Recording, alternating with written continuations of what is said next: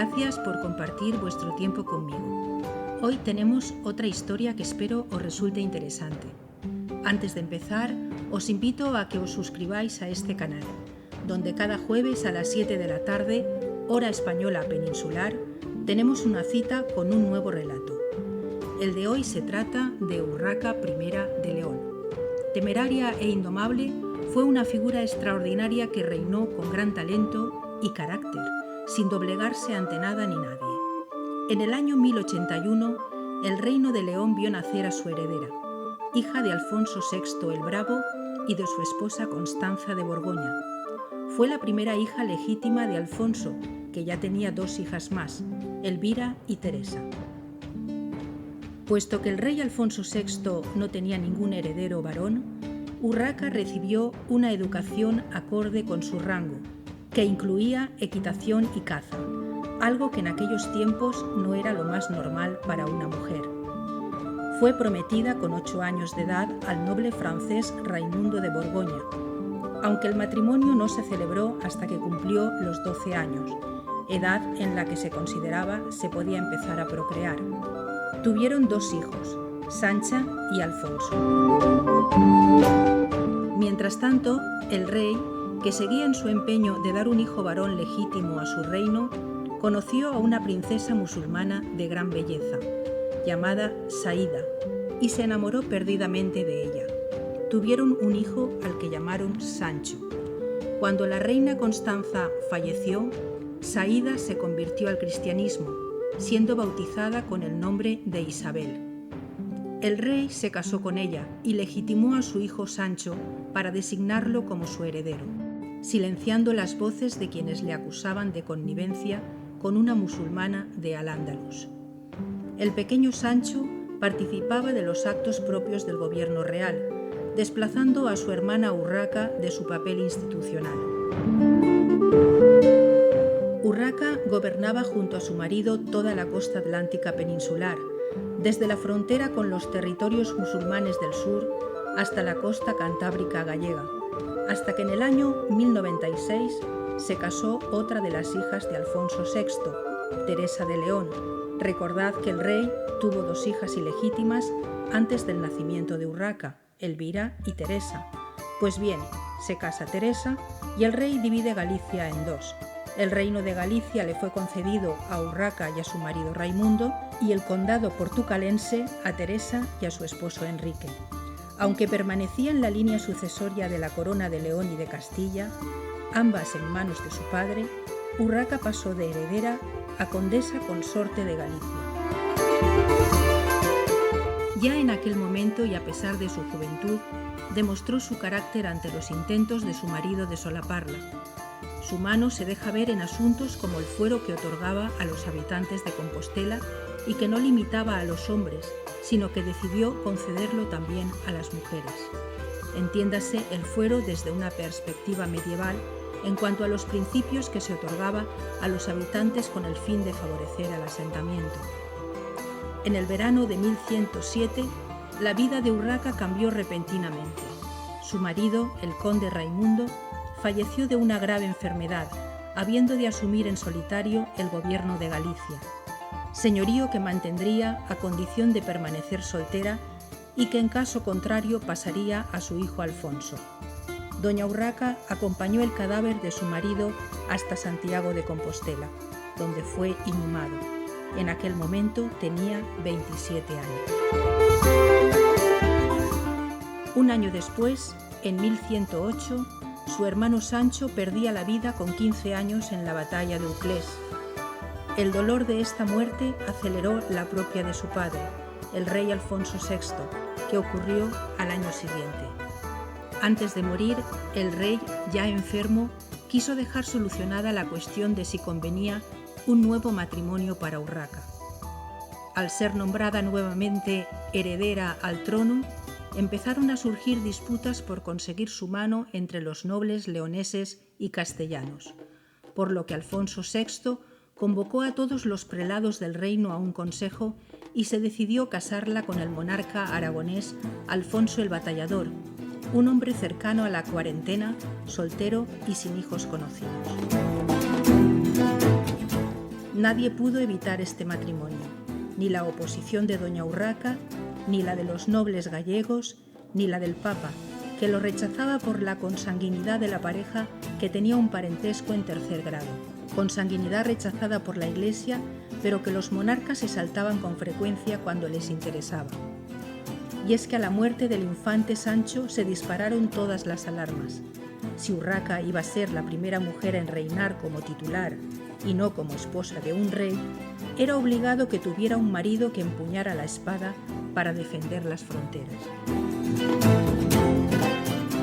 Los acuerdos matrimoniales estipularon que si tenían un hijo, el cónyuge superviviente y luego el hijo de ambos heredaría el conjunto de lo que pertenecía a los dos. Si no hubieran hijos, Alfonso Raimúndez, hijo de Urraca y de su primer marido, sería el heredero.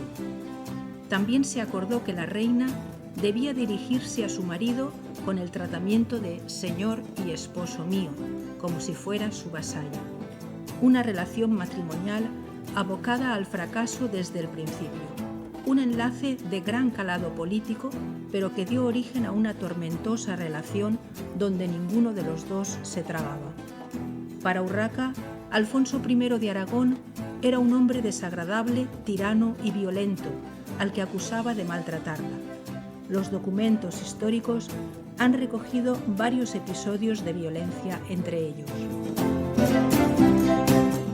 Alfonso empezó a mover ficha nombrando a nobles aragoneses y navarros para importantes cargos públicos en los castillos y enclaves leoneses y castellanos, asunto que ya disgustó mucho a su esposa. Al tener noticias de lo sucedido, el conde de Traba, al que se le había encomendado la educación de Alfonso Raimúndez, hijo de la reina doña Urraca, inició el primer movimiento contra los monarcas cuando reclamó los derechos hereditarios del infante respecto al reino de Galicia.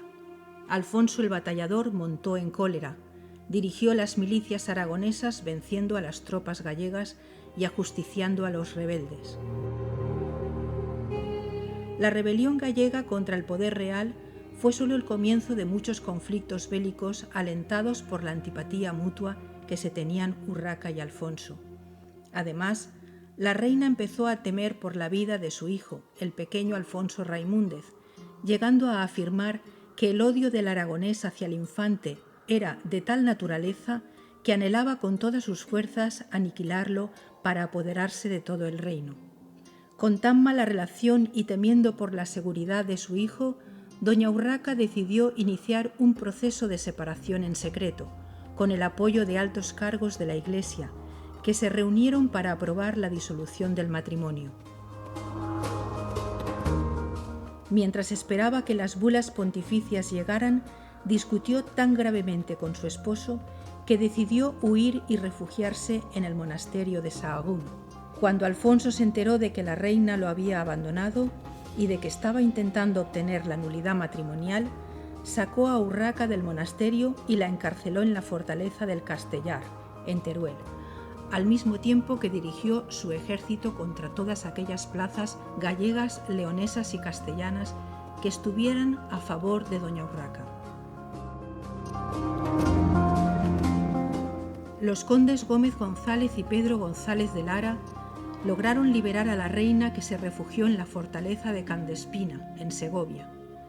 Urraca pactó con los partidarios de su hijo. El infante Alfonso fue coronado en Santiago de Compostela y a cambio las tropas gallegas se unieron para combatir a su esposo.